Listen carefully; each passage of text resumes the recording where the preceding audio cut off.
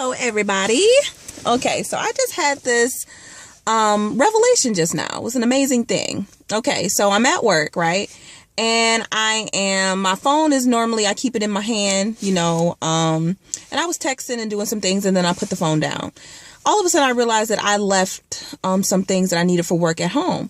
So I grabbed my keys and I left the office, ran home, got the stuff that I needed, and came back. Once I settled down to get back into work, I realized that I didn't have my phone.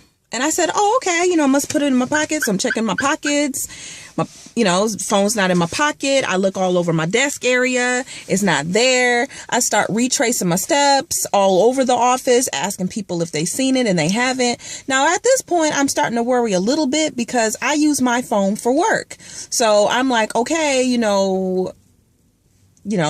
this is kind of important, because I use this phone for a lot of different responsibilities. So I'm like, okay. So I'm checking the bathroom, checking the break room, just checking all of these areas, and my phone still hasn't turned up. So I said, okay. So after the third time of checking everything, my purse, my bag, my pockets, my desk, just every room of the office, the floor, under the desk, I'm like, okay, maybe I left it at home when I went out to get my stuff. I don't remember grabbing my phone though. I remember grabbing my keys. I don't remember grabbing my phone. So I said, okay. At this point, I really don't have a choice because evidently it's not here. So I go home, start looking over my place and stuff like that. And I kind of knew it wasn't there because I don't remember bringing it in. I just remember, running in and running out. So I'm starting to feel frustrated. I'm starting to feel irritated. I feel it bubbling up inside of me because I'm like, man, I haven't even finished making the payments on this phone. I still owe on this phone, and my clients, they're not going to know how to reach me. And what if I have to get a new number and I don't have money for a new phone? And I got some pictures on there that I really wanted to save and stuff like that. And then I felt myself going on 10, right? But what I had to do in that moment, I had to bring myself down to a level state of mind. And I did just that. And I said, I had to really think about what this situation was about. This situation was not about a lost phone. This situation was about the devil trying to get on my nerve with little stuff. So I had to address the situation properly. So in the middle of my floor, in my place, I stood there and I said, you know what, devil? You are not about to get on my nerve today. I know what you're trying to do, but it's not going to work.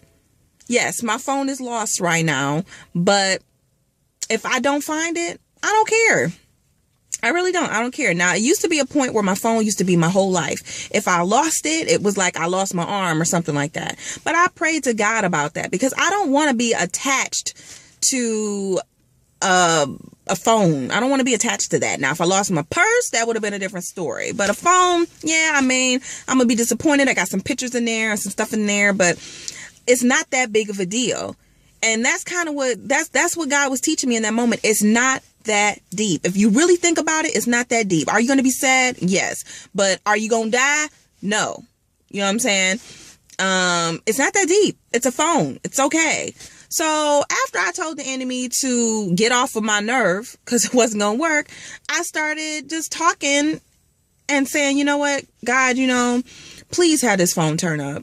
I know it's not far. I haven't been that many places. Please let it turn up. So, after checking my place one more time and, calming myself down, I'm pretty cool and collected. I'm still a little bit, anxious about the situation. It's a little bit worried, but, whatever. It is what it is.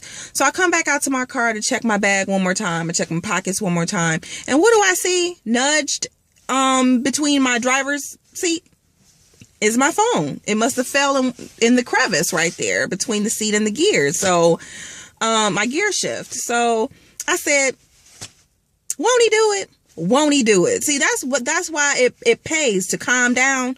It really pays to calm down and don't let yourself go there and get all mad and start cursing and swearing to yourself and getting yourself all worked up. Cause it ain't even that deep in the end. It's really not. Like, it pays to know how to calm yourself down in situations where little things irritate you. Now, my situation today was a phone, but your situation could be a coworker. It could be lost keys or, something like that. In general, small things have a tendency of really making us feel like it's something big, and it's really not.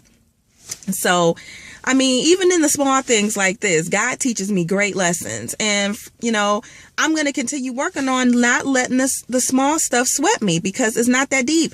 You got to